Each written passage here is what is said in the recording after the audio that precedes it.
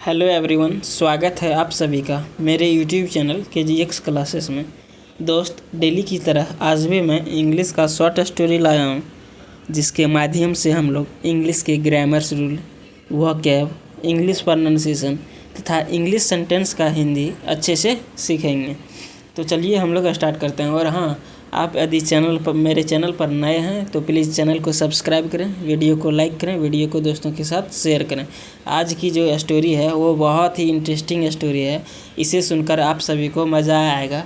इसमें एक से एक बढ़कर जो है सो इंग्लिश के वर्ड मिलेंगे, इंग्लिश के स्ट्रक्चर मिलेंगे। आप सभी उसे ध्यान से देखिए और हाँ, इस वीडियो में लास्ट तक बने रहिए।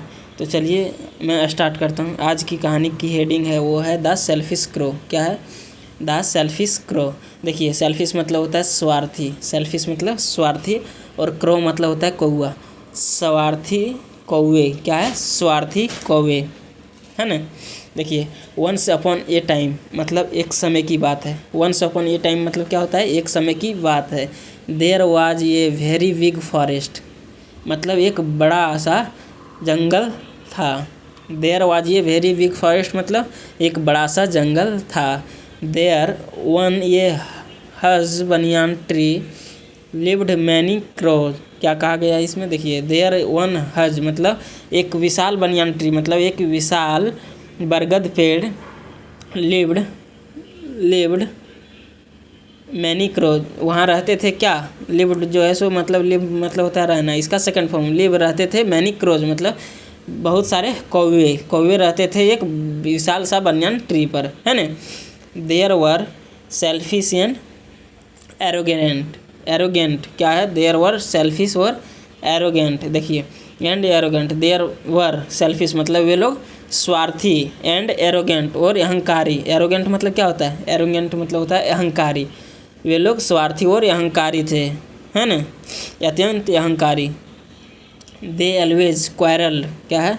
Quarrelled with other birds. देखिए, क्वारल मतलब होता है झगड़ा करना। क्वारल्ड है वर्ब की सेकंड फॉर्म है। यदि सब्जेक्ट के बाद वर्ब की सेकंड फॉर्म दिखे तो वो होता है पास्ट इंडिफिनिट के अफर्मेटिव सेंटेंस, है ना। तो दे ऑलवेज वे हमेशा, क्वारल्ड मतलब झगड़ते थे, विथ अदर बर्ड्स मतलब दूसरे बर्ड्स से, दूसरे पक्षियों से। देखिए, बर्ड मतलब होता है पक्षी, और बर्ड्स जो है सो मतलब पक्षी हैं, है ना, दूसरे पक्षियों, है ना। This behaviour aerated other birds. This behaviour मतलब होता है व्यवहार। बिहेवियर मतलब व्यवहार। इरिटेट मतलब चिढ़ाना। दिस बिहेवियर मतलब यह व्यवहार इरिटेट मतलब चिढ़ाता था। इरिटेट जो है सो वर्ब की सेकंड फॉर्म है, और ये भी जो है सो पास्ट इंडिफिनिट का अफर्मेटिव सेंटेंस है। दिस बिहेवियर मतलब इसका व्यवहार इरिटेट मतलब चिढ़ाता था अदर बर्ड्स मतलब दूसरे बर्ड्स को, है ना। दे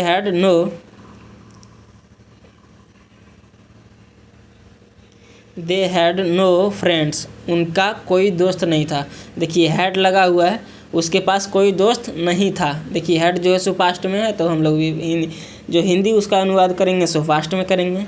दे हैड नो फ्रेंड्स, उसके पास कोई दोस्त नहीं था।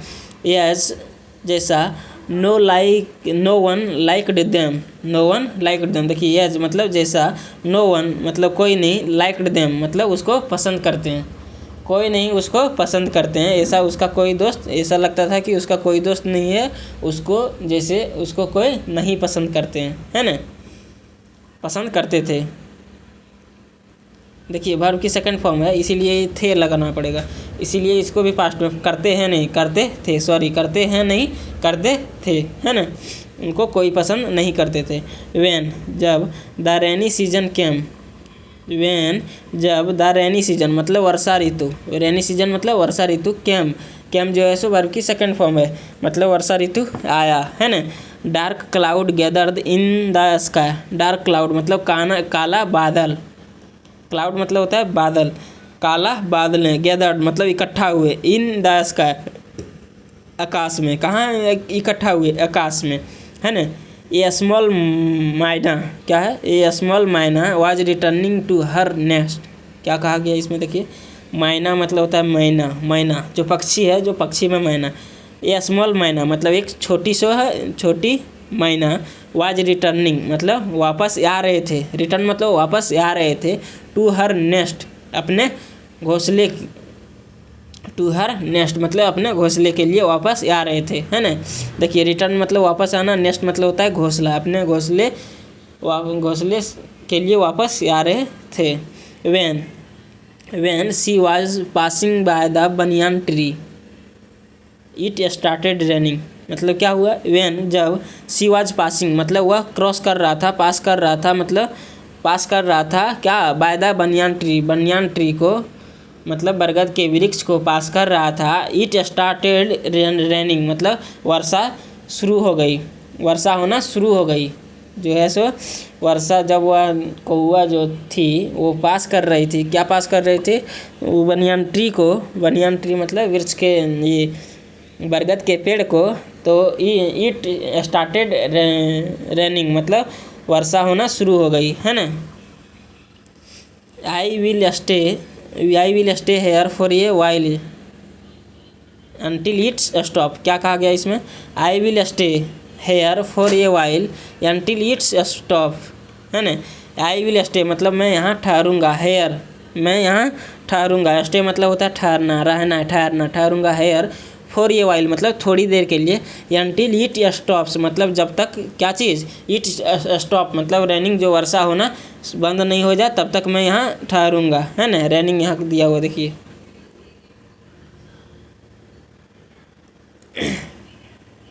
थॉट द लिटिल मैना, क्या है, थॉट द लिटिल मैना मतलब थॉट मतलब क्या होता है, देखिए थॉट मतलब विचार किया, द लिटिल मैना मतलब छोटे मैना ने, मतलब स्मॉल जो छोटा मैना थी उन्होंने विचार की, क्या विचार की कि जब तक वर्षा नहीं बंद हो जाए मैं इसी बरगद पेड़ पर रहूँगा।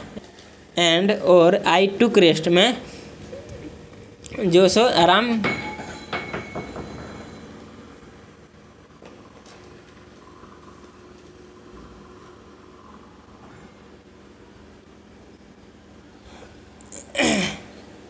एंड और I took rest on the banyan tree for a while, for a while मतलब छोटे देर के लिए, फॉर ए वाइल मतलब छोटी देर के लिए, मैं छोटी समय के लिए मैं इस बनियान ट्री पर आराम करूँगा, है ना, आराम करेंगे, है ना।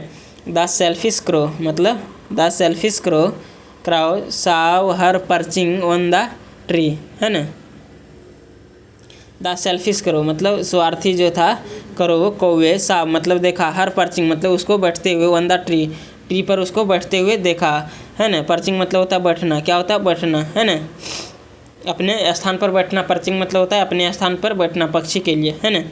One of them shouted, one of them मतलब कौवे में से एक, देम मतलब उन लोगों में से एक, शाउटेड, शॉट मतलब होता है, शाउट मतलब चिल्लाना, शाउटेड क्या है, शाउटेड मतलब चिल्लाया, उनमें से एक कौआ चिल्लाया। गेट ऑफ द ट्री मतलब पेड़ से उतर जाओ, गेट ऑफ द ट्री मतलब पेड़ से उतर जाओ। This tree belongs to us, यह जो पेड़ है ये संबंध रखता है हम लोग से, इस पेड़ से तुम उतर जाओ, है ना, यह पेड़ हम लोग से संबंध रखता है। द मैना हम्बली प्लीडेड, क्या है, द मैना हम्बली प्लीडेड, देखिए हम्बली मतलब होता है विनम्रता से, विनम्रता, है ना, और द मैना प्लीडेड मतलब निवेदन किया, जो मैना है सो निवेदन किया नम्रता से, है ना, विनम्रता से। नेक्स्ट देखते हैं हम लोग क्या निवेदन किया। The weather is bad and my nest is far from this forest, क्या कहा गया इसमें, देखिए द वेदर इज बेड मौसम ख़राब है, एंड माई नेस्ट और मेरे घोंसला, और मेरी जो घोंसला है, इज फार मतलब दूर है, फार ऑफ मतलब दूर है, फ्रॉम दिस फॉरेस्ट मतलब इस जो फॉरेस्ट है, जो जंगल है, इस फॉरेस्ट से दूर है मेरा घोंसला, है ना। ये मैना ने कहा, ये मैना ने कहा, मैना मतलब जो मैना वो पक्षी होती है, पक्षी ने बोली कि जो मेरा मौसम भी ख़राब है और जो मेरा घोंसला है वो इस जंगल से बहुत दूर है ना। प्लीज़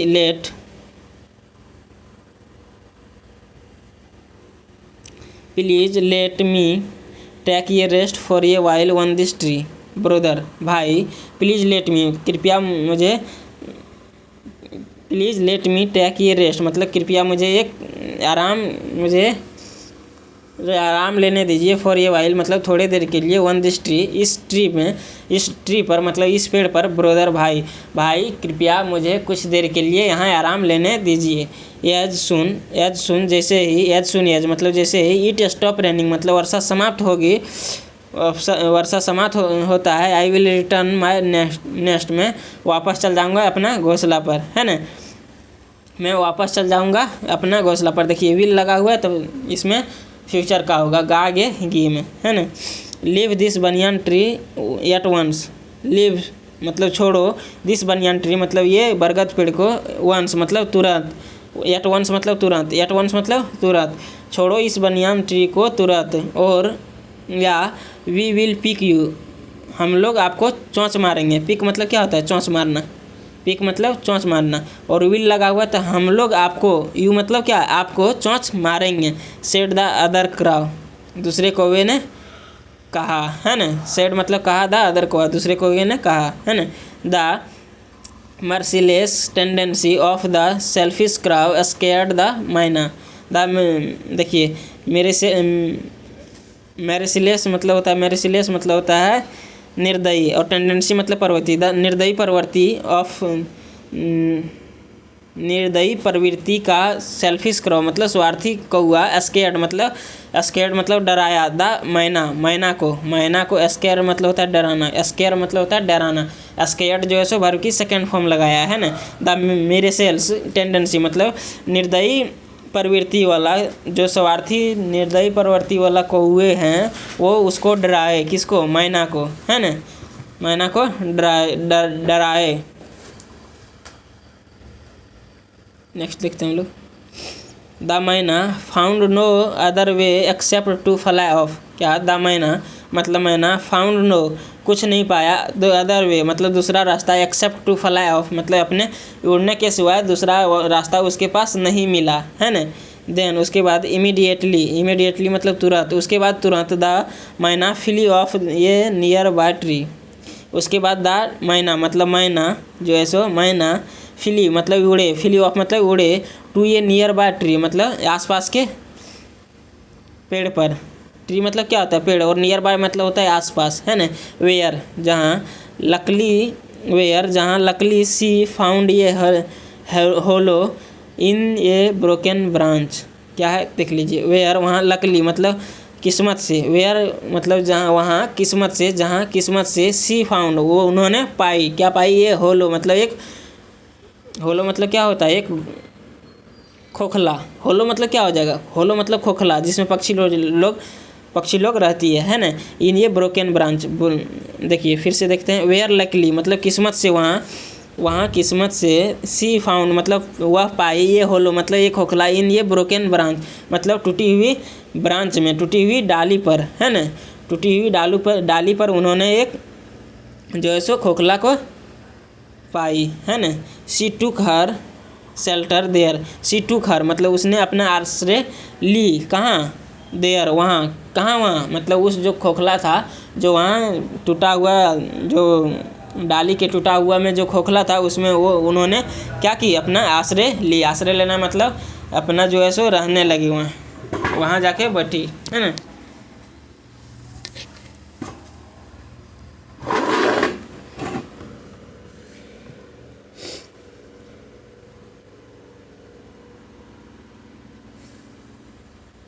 नेक्स्ट देखते हैं हम लोग।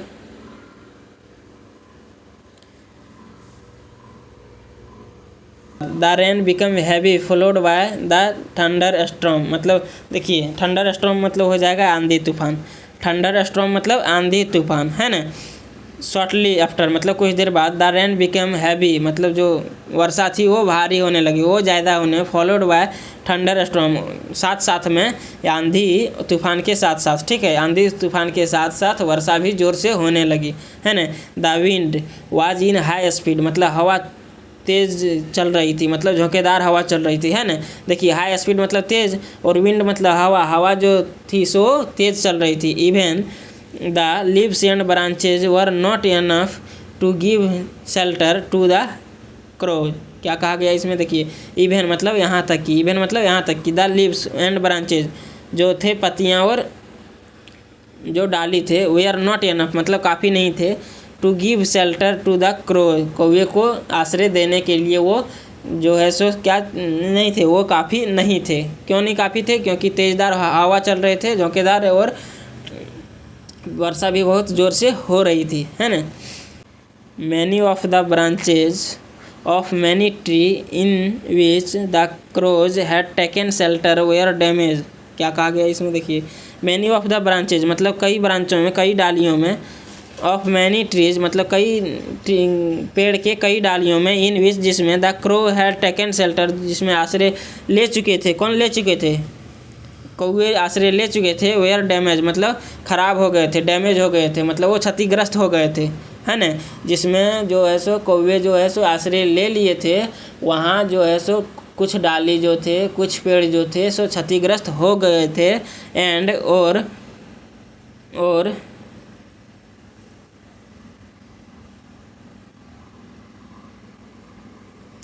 हट बाय द हेलस्टोन। हट बाय द हेलस्टोन मतलब, हेलस्टोन मतलब ओले से क्षतिग्रस्त हो गए थे, ओले के चोट से, ओले के चोट से क्षतिग्रस्त हो गए थे, है ना। हट मतलब होता है चोट, है ना। चोट मतलब चोट भी होता है, और दूसरे तरह में कह सकते हैं तो आघात पहुंचना मतलब हानि होना, है ना।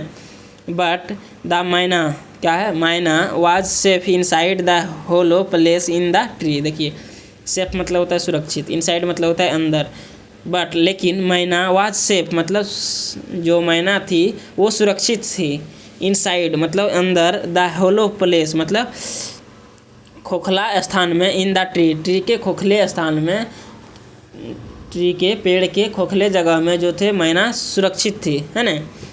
मैना सुरक्षित थी। One of the crow said, one of the crow said, one of the crow said मतलब कौवे में से एक ने कहा। क्या कहा?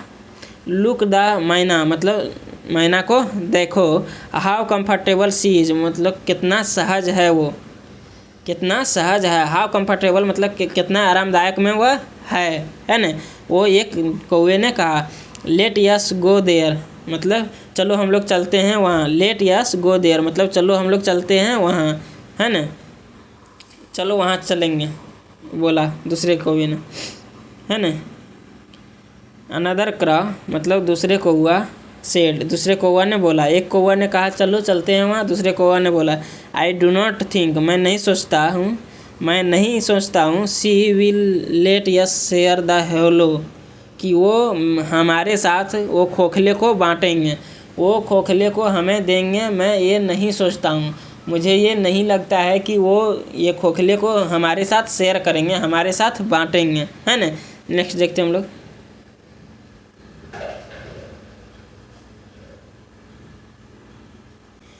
We did not have sympathy हम लोग ने क्या किए? सिंपैथी मतलब सहानुभूति नहीं रखे।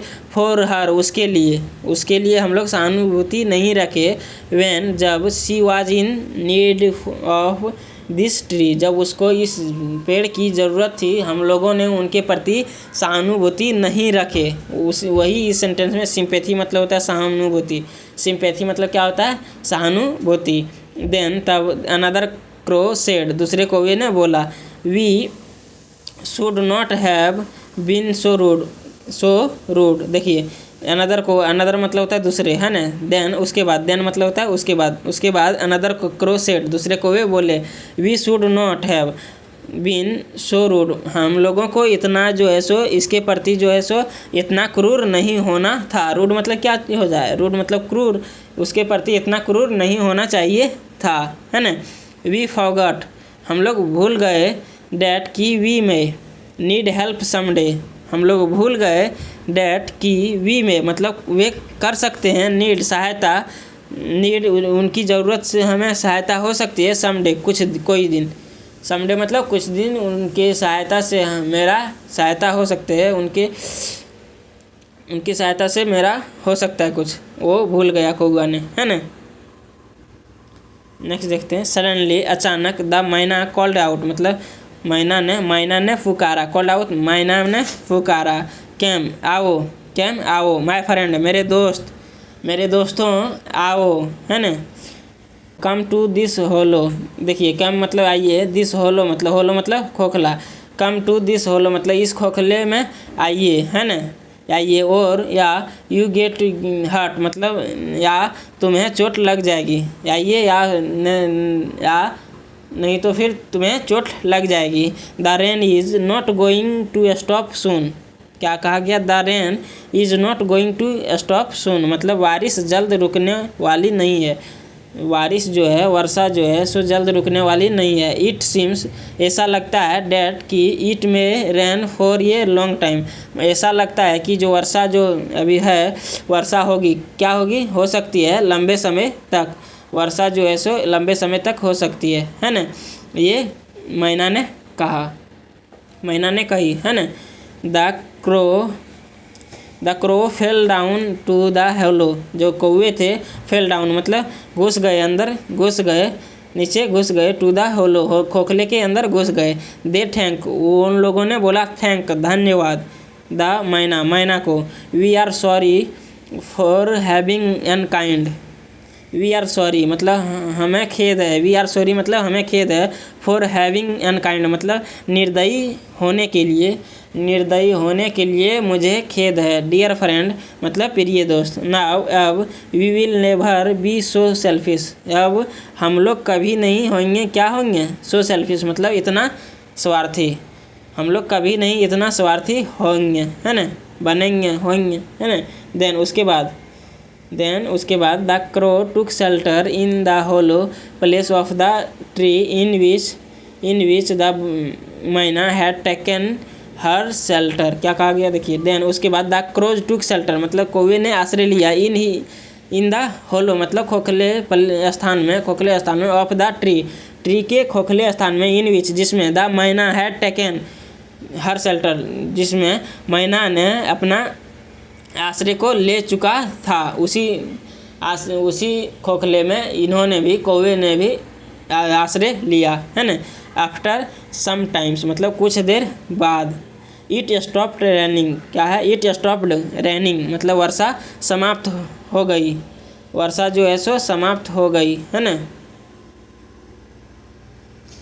ऑल द बर्ड्स मतलब सभी पक्षियाँ, फ्ली टू मतलब उड़ गए, to their respective nests happily as new friends, क्या कहा गया, ऑल द बर्ड्स मतलब सभी बर्ड्स, सभी जो पक्षियाँ थे, फ्ली मतलब उड़ गए, टू दियर रिस्पेक्टिव मतलब अपना रिस्पेक्टिव उचित नेस्ट मतलब घोंसले, अपने उचित घोंसलों में, हैप्पीली खुशी से, एज जैसा, न्यू फ्रेंड्स के जैसा, है ना। आज की स्टोरी यही थी। तो दोस्तों मैं उम्मीद करता हूँ आज की जो स्टोरी थी वो आप सभी को सुनने में मज़ा आया होगा। यदि ये स्टोरी से आप सभी को कुछ सीखने को मिला है तो प्लीज़ मैं रिक्वेस्ट करता हूँ आप सभी को कि मेरे चैनल को सब्सक्राइब करें, वीडियो को लाइक करें, वीडियो को दोस्तों के साथ शेयर करें। मैं इसी तरह फिर नए से नए स्टोरी को लाता रहूँगा। अब हम लोग फिर मिलेंगे नेक्स्ट वीडियो में, तब तक के लिए जय हिंद, अपना ख्याल रखें।